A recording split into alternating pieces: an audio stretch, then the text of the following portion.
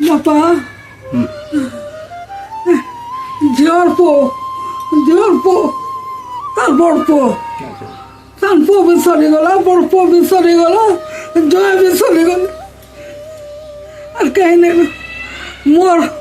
মোর বুড়া head master ଥିଲେ ସେ ବି ସରିଗଲେ ମୋର ବଡ଼ ପୁଅ ସରିଗଲା ଏ ଟୁକୁଲର ବାପା ଆଉ ଗୋଟେ ପୁଅ ବି ସରିଗଲା ଆଉ କେହି ନାହିଁ ଛଅ ବାପ କେହି ନାହିଁ ଛଅ ବାପ ସରିଗଲେ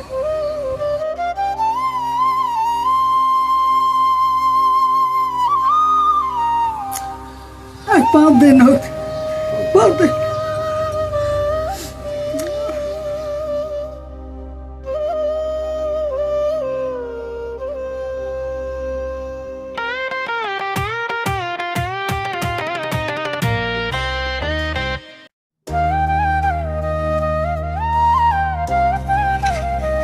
कुमार सागर घर कोटा क्या गाड़ी जी तो ओह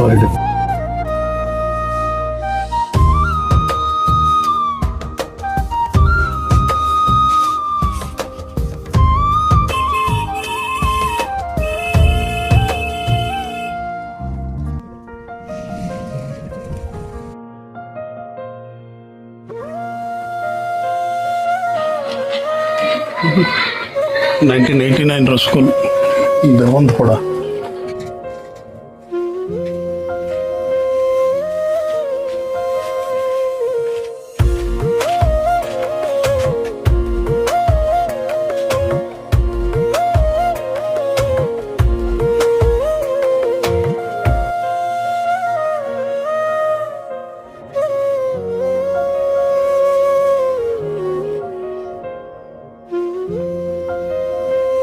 आमे आज आसी पहुँची जाइछु ह्यूमान सागर को घरे किंतु तांकर घरे माँ उपस्थिति थाई कि शारीरिक जेहेतु असुस्थता अच्छी से किसी कहि पारलेनी तो तांकर जड़े संपर्कीय आम सांगे अच्छा से तांकर परिचय देवे आपनकर परिचय टिके देवे मो रिलेटिव्स आज्ञा मोर रिलेटिव आज्ञा आज्ञा कौन कहिबे तांको माँ वर्तमान को परिस्थिति रे अछंती एबे त आपण देखुतले मार अवस्था टिके भल नै आज्ञा आ से कहि पार नांती इंसुलिन और बीपी टिके बढ़ी जाई छै तांकर तो से दिले कि से आपण सामने रे आसी नै पाइले मीडिया सामने रे आसी नै पाइले आज्ञा आपण तो भेटले आपण निजे सांत्वना देले आ जाउ छ आज्ञा बहुत धन्यवाद सर मन आपण जानिथिबे सारा ओडिसा रे चांचल्य सृष्टि करिछि ह्यूमान सागर को नेकी तांकर मृत्यु खबर चारिआडे प्रचारित हो सारी शोकाकुल परिवेश भितर आम सहित अच्छा पंकज जाल सार सी प्रथम परिचय देवे आ कौन कहे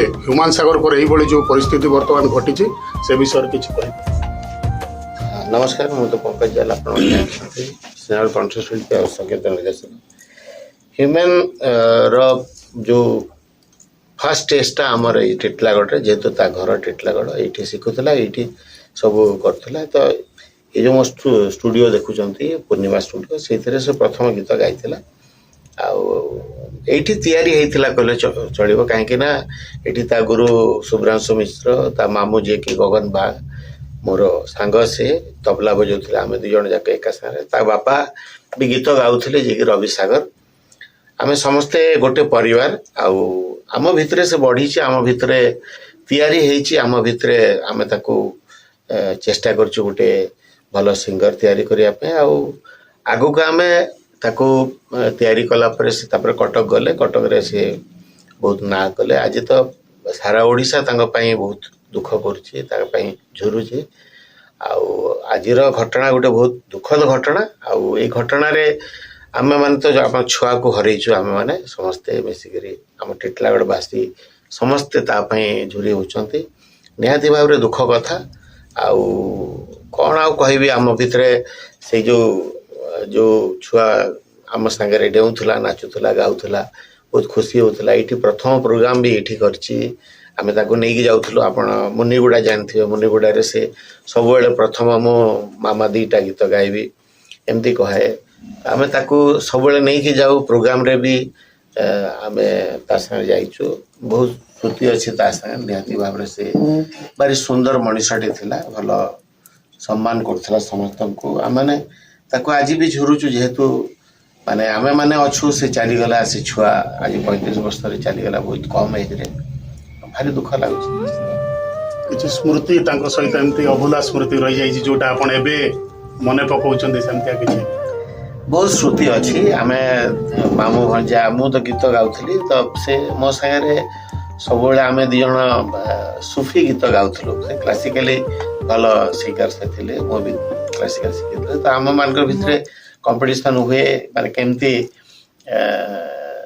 ମାନେ ଏ ଯେଉଁ ନୁସରତ ଫଟେୱାଲିଙ୍କର ଗୀତକୁ ଆମେ ଦୁଇ ଜଣ ଏକା ସାଙ୍ଗରେ ଗାଉଥିଲୁ। ମୁଁ ଗୋଟେ ଷ୍ଟାଇଲ୍ କଲେ, ସେ ଗୋଟେ ଷ୍ଟାଇଲ୍ କରେ। ଆଜି ସେ କଥା ଗୁଡ଼ା ଭାରି ମନେ ପଡ଼ିଛି। ଯାହା ହଉ ସେ ଆଜି ନାହାନ୍ତି ଆମ ପାଖରେ। ଆଉ ଆପଣ ତ ବହୁତ ପାଖରୁ ମିଶିଛନ୍ତି, ଆଜ୍ଞା। ତ ସେ କୋଉ ଭଳିଆ ମଣିଷ ଥିଲେ?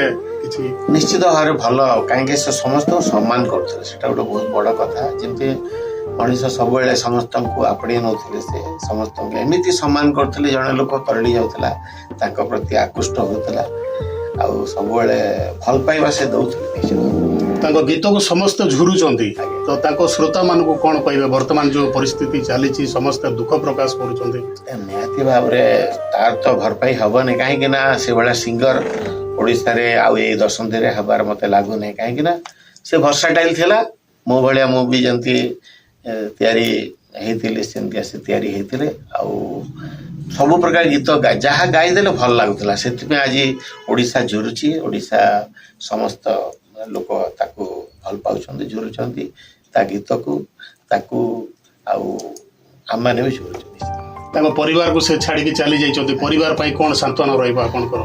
ସାନ୍ତ୍ୱନା କ'ଣ, ମୋର ତ ନାନୀ ହେବେ ସେ, ଯେହେତୁ ମୋ ଭଣଜା ହେଲେ ସେ ଆମ ନାନୀ, ଆମ ଘର ଲୋକ, ଆଉ ସାନ୍ତ୍ୱନା କ'ଣ ଦେବେ? ଆମେମାନେ ହିଁ ମାନେ ଦୁଃଖିତ ଅଛୁ ସମସ୍ତେ, ଟୋଟାଲ ପରିବାର। ଆମେ ସେଥିପାଇଁ ମାନେ ଆମେ ନିଜକୁ ଏବେ ଭାବୁଛୁ ତା ଦେହ ପାଇଁ ଟିକେ ଆମେ ଯଦି ଯତ୍ନ ନେଇଥାନ୍ତୁ ତାହେଲେ ଭଲ ହେଇଥାନ୍ତା। ଆମେମାନେ ନିଜକୁ ଦାୟୀ କରୁଛୁ, ଆଉ ଆମର ଭୁଲ ଯୋଗୁଁ ବୋଧେ ଏତିକି ବାଟ ସେ ଚାଲିଗଲା।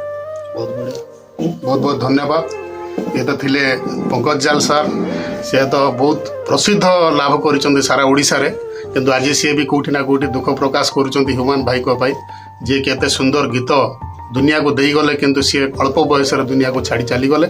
ତ ତାଙ୍କ ପରିବାର ପ୍ରତି ସାନ୍ତ୍ୱନା, ସମବେଦନା ସମସ୍ତ ଶ୍ରୋତା ବନ୍ଧୁଙ୍କ ପାଇଁ ସମୟ ଦେଇଥିବାରୁ ଆମେ ହୃଦୟରୁ ଧନ୍ୟବାଦ ଜ୍ଞାପନ କରୁଛୁ।